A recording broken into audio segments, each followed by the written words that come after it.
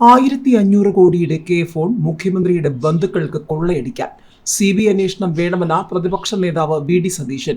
തെരഞ്ഞെടുപ്പിന്റെ അവസാന ഘട്ടത്തിലും സ്വന്തം ഭരണ നേട്ടങ്ങൾ പറയാനാകാതെ അഴിമതിയും കെടുകാര്യസ്ഥതയും ഭരണപരാജയവും മറച്ചുവെച്ചുകൊണ്ടാണ് മുഖ്യമന്ത്രി പ്രചാരണം നടത്തുന്നതെന്ന് പ്രതിപക്ഷ നേതാവ് VD സതീശൻ. കഴിഞ്ഞ 35 ദിവസമായി എഴുതി തയ്യാറാക്കിയ ഒരേ പ്രസംഗമാണ് മുഖ്യമന്ത്രി വായിക്കുന്നത്. കോൺഗ്രസിനെയും രാഹുൽ ഗാന്ധിയും വിമർശിക്കുന്ന പിണറായി വിജയൻ നരേന്ദ്രമോദിയെയും BJPയും വെറുതെ വിടുകയാണ്. അഴിമതിയിൽ മുങ്ങിക്കുളിച്ചു നിൽക്കുന്ന സർക്കാർ എല്ലാത്തിൽ നിന്നും ഒളിച്ചോടുന്നുവെന്നും പ്രതിപക്ഷ നേതാവ് പറഞ്ഞു.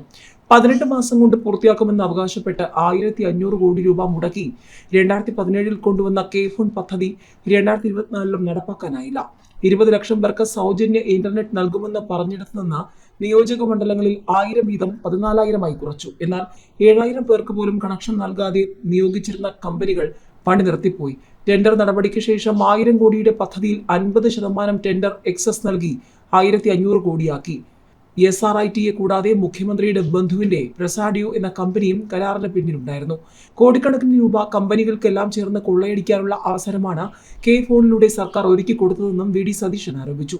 സംസ്ഥാനം രൂക്ഷമായ ധനപ്രതിസന്ധിയിലൂടെ കടന്നു പോകുന്നതിനിടെ സ്വന്തക്കാർക്കും ബന്ധുക്കൾക്കും സർക്കാർ ഖജനാവ് കൊള്ളയടിക്കുന്നതിന് വേണ്ടിയാണ് 1500 കോടി രൂപയുടെ പദ്ധതി നടപ്പാക്കിയത്.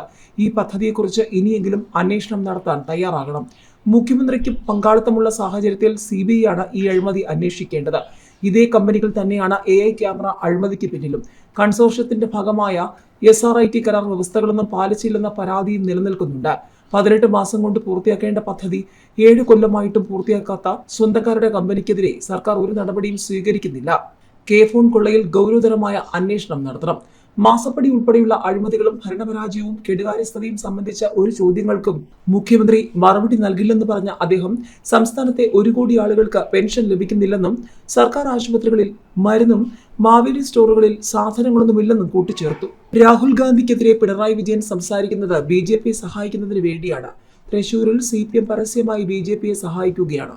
അതിന്റെ ഭാഗമായാണ് തൃശൂർ മേയർ BJP സ്ഥാനാർത്ഥിക്ക് അനുകൂലമായി സംസാരിച്ചത്. കരുവന്നൂരിലെ ED അന്വേഷണ ഭീതിയിലാണ് തൃശൂരിലെ CPM നേതാക്കൾ.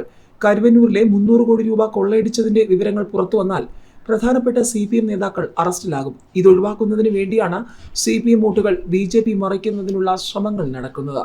പിണറായി വിജയനെയും CPMനെയും ഭരിക്കുന്നത് ആ ഭയമാണ് BJP മുതലെടുക്കാൻ ശ്രമിക്കുന്നത്. തൃശൂരിൽ CPM BJP ബന്ധം പരസ്യമായിരിക്കുകയാണ്. എവിടെയൊക്കെ ബന്ധമുണ്ടാക്കിയാലും BJPയെ കേരളത്തിൽ വിജയിപ്പിക്കാൻ UDF അനുവദിക്കില്ല. വന്യമൃഗ ശല്യം രൂക്ഷമായിട്ടും സർക്കാർ കാഴ്ചക്കാരെ പോലും നോക്കി നിൽക്കുകയാണ്.